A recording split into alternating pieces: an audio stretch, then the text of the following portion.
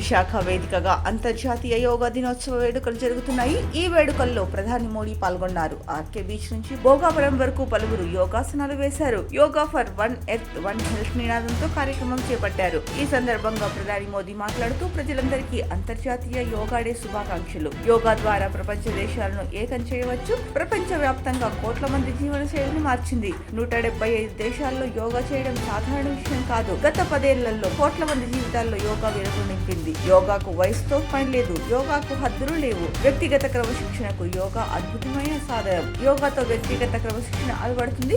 ప్రపంచంతో మనం అనుసంధానం కావడానికి యోగా ఉపయోగపడుతుంది.